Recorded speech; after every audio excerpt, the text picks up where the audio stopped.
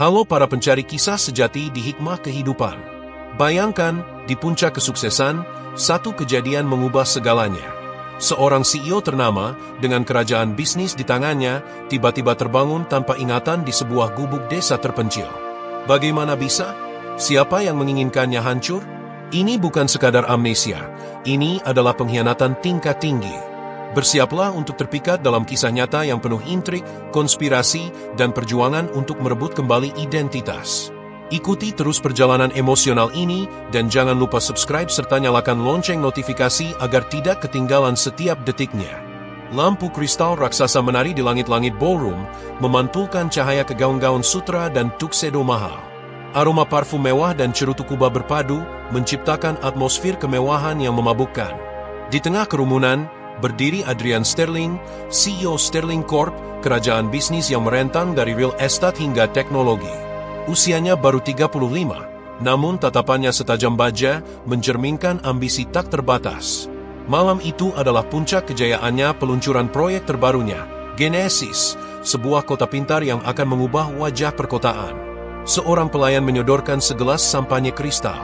Adrian menyesapnya, matanya menyapu kerumunan. Politisi, bankir, selebriti semuanya hadir, menjelatnya demi sejuil keberuntungan. Senyum sinis tersungging di bibirnya. Mereka semua oportunis, pikirnya, hanya tertarik pada kekuasaan dan uang. Sebuah suara lembut menyentuh telinganya. Kau tampak jauh, Adrian. Ia menoleh. Isabella, tunangannya, berdiri di sampingnya, gaun merahnya menonjol di antara lautan warna pastel. Wajahnya secantik lukisan, namun mata birunya menyimpan kesedihan yang tak terucapkan. Hanya menikmati momen, jawab Adrian, suaranya datar. Isabella meraih tangannya. Kau selalu seperti ini, Adrian. Terlalu fokus pada pekerjaan, sampai lupa menikmati hidup. Adrian menarik tangannya. Aku melakukan ini untuk kita, Isabella. Untuk masa depan kita. Masa depan seperti apa? Masa depan yang penuh dengan rapat dan kesepakatan bisnis, tanya Isabella, suaranya meninggi. Aku ingin keluarga, Adrian. Aku ingin cinta, bukan sekadar kekayaan. Adrian menghela napas. Kita akan membicarakannya nanti, Isabella. Sekarang bukan waktunya. Ia berbalik, meninggalkan Isabella yang terisak. Pikirannya kembali ke Genesis. Ia harus memastikan semuanya berjalan sesuai rencana. Terlalu banyak yang dipertaruhkan. Di ruang kerjanya, di lantai 60 gedung Sterling Corp, Adrian menatap kota yang terbentang di bawahnya. Lampu-lampu berkelip seperti bintang jatuh, mengingatkannya akan impiannya. Ia ingin membangun sesuatu yang abadi, sesuatu yang akan dikenang dunia. Ia meraih telepon dan memencet sebuah nomor. Laporkan, perintahnya, suaranya tanpa emosi. Sebuah suara serak menjawab dari ujung telepon. Semua terkendali, Tuan. Dokumen sudah diamankan. Dia tidak akan pernah bisa membuktikan apapun. Adrian tersenyum puas. Bagus. Pastikan dia diam. Selamanya. Ia menutup telepon, tatapannya kembali tajam. Tidak ada yang boleh menghalangi jalannya. Tidak ada satupun.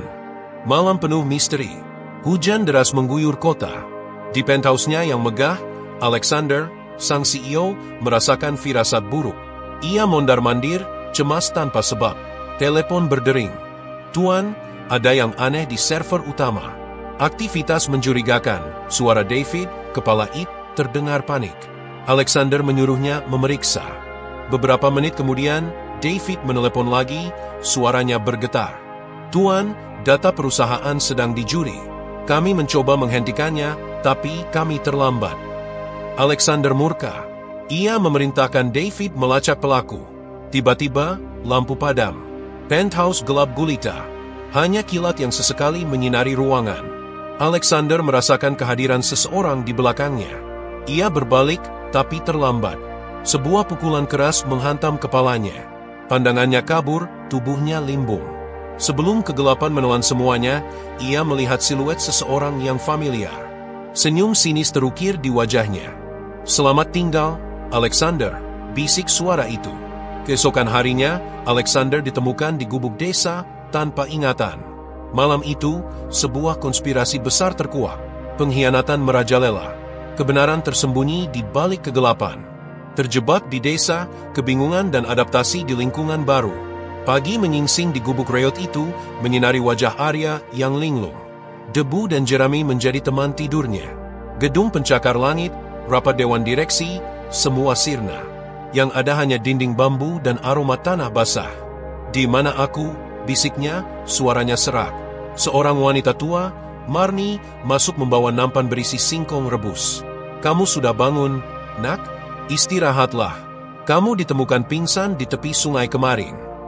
Arya menatap Marni, kebingungan memenuhi matanya. "Amnesia," kata itu terngiang. Ia berusaha keras mengingat, tetapi yang ada hanya kekosongan.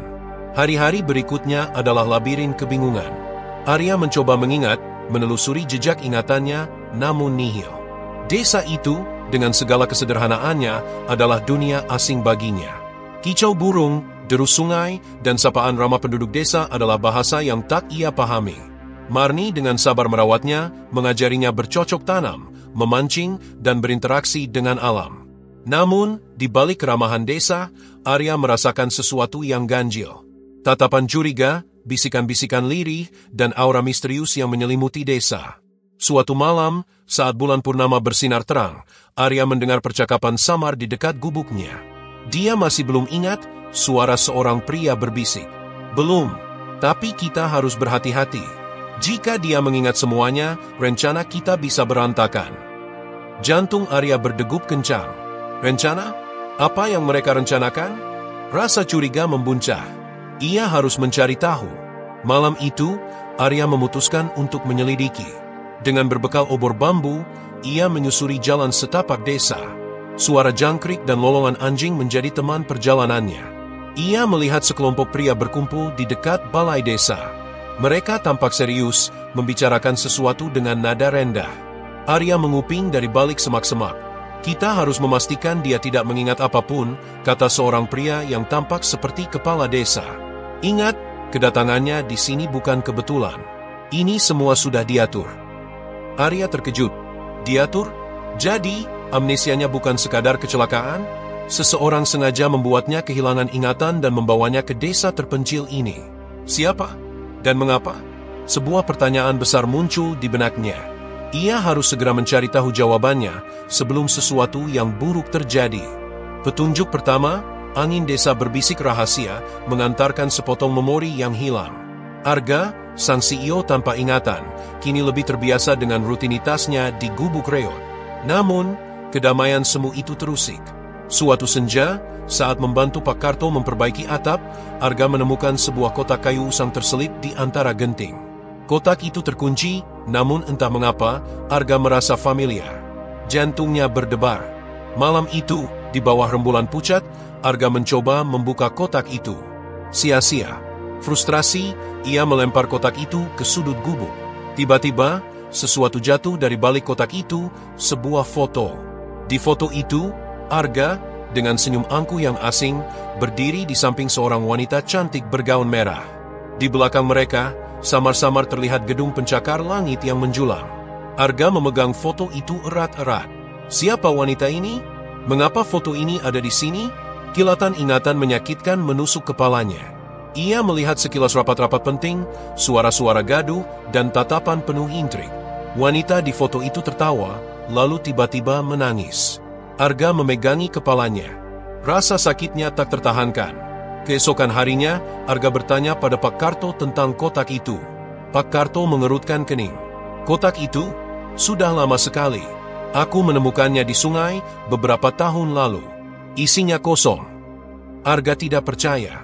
Ia kembali mencari di sekitar gubuk, berharap menemukan petunjuk lain. Di bawah tempat tidurnya, ia menemukan selembar kertas lusuh. Itu adalah sobekan koran dengan berita utama, CEO muda diduga terlibat skandal keuangan. Nama Arga tertera jelas di bawahnya. Foto di koran itu sama dengan foto di kotak, hanya saja lebih jelas. Arga merasa dunianya runtuh. Apakah ia seorang penjahat? Apakah wanita di foto itu adalah korbannya? Malam itu, Arga bermimpi. Ia berada di sebuah ruangan gelap, dikelilingi oleh pria-pria berpakaian hitam. Mereka menuduhnya berkhianat. Ia mencoba membela diri, namun suaranya tercekat. Tiba-tiba, seseorang menusuknya dari belakang. Arga terbangun dengan keringat dingin. Ia tahu, ia harus mengungkap kebenaran, meskipun itu berarti menghadapi masa lalunya yang kelam. Tekadnya bulat. Ia akan kembali ke kota, mencari wanita di foto itu, dan membalas dendam pada mereka yang telah mengkhianatinya. Tapi, bagaimana caranya? Ia tidak punya uang, tidak punya identitas, dan tidak punya ingatan. Ia hanya punya sepotong foto, sobekan koran, dan dendam membara. Mengurai konspirasi. Kabut pagi menyelimuti gubuk Rayhan, dingin menusuk tulang. Amnesia tak menghalangi insting bisnisnya, ia merasa ada yang janggal. Mimpi-mimpi aneh, kilasan masa lalu, semuanya mengarah pada satu kesimpulan, pengkhianatan. Ditemukannya foto keluarga yang disembunyikan di loteng gubuk menjadi titik terang. Di belakang foto, terukir inisial AS. Siapa dia? Mengapa fotonya disembunyikan? Rayhan teringat percakapannya dengan Pak Kades tentang tanah sengketa dan ancaman dari perusahaan saingan.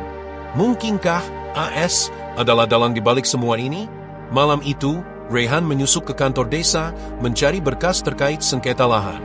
Di sana, ia menemukan dokumen mencurigakan yang menyebutkan nama Adrian Setiawan, seorang pengusaha licik yang dikenal kejam.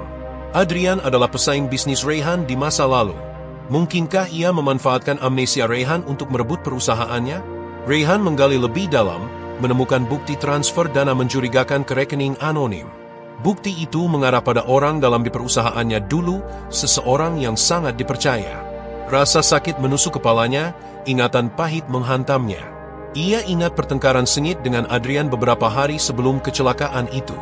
Adrian mengancam akan menghancurkan Rayhan jika ia tidak menyerah. Kilasan adegan tabrakan mobil muncul di benaknya.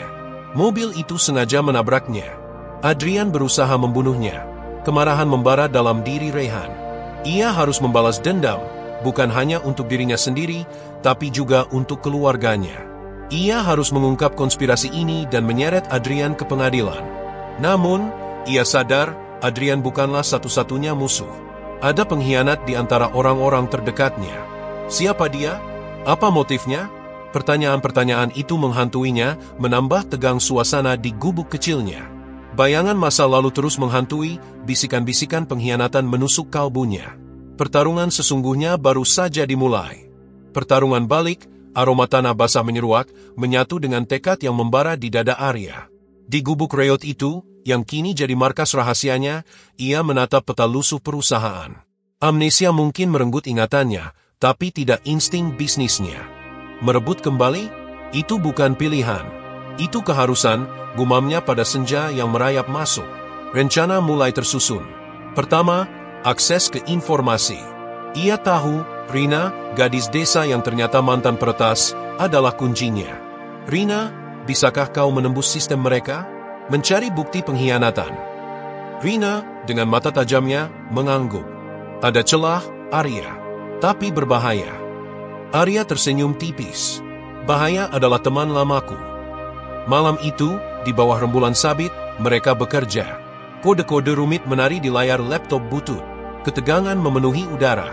Sementara itu, di kota, bayangan Victor, sang pengkhianat, memanjang di ruang kerjanya yang mewah. Ia merasa aman, terbuai dengan kekuasaan. Ia tak tahu, badai akan segera datang. Arya membutuhkan dana. Ia ingat, sebidang tanah warisan di desa sebelah. Berbekal surat-surat tua, ia menemui kepala desa. Negosiasi alot terjadi.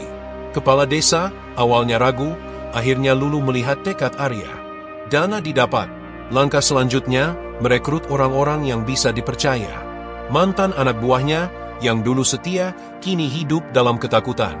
Arya mendatangi mereka satu persatu. Aku tahu kalian takut, tapi aku butuh bantuan kalian. Victor menghancurkan kita semua. Awalnya ragu, tapi satu persatu mereka mulai berani. Dendam adalah motivator yang kuat.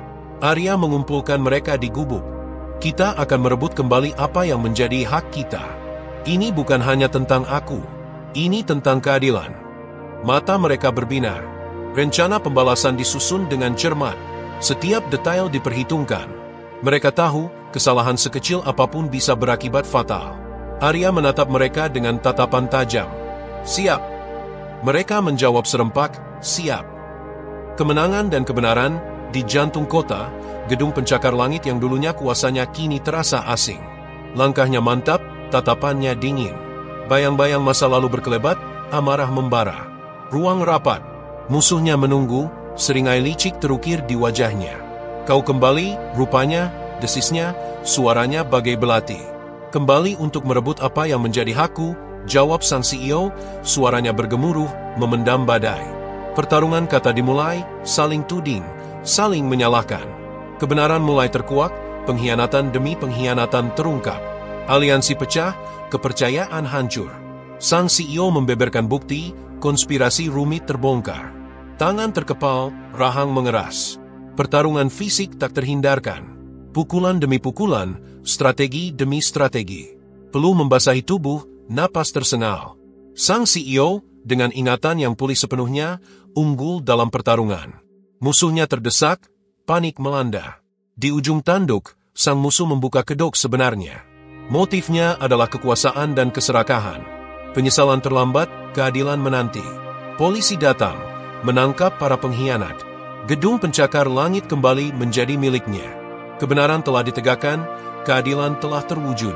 Namun, luka masa lalu tetap membekas. Proses pemulihan panjang menanti.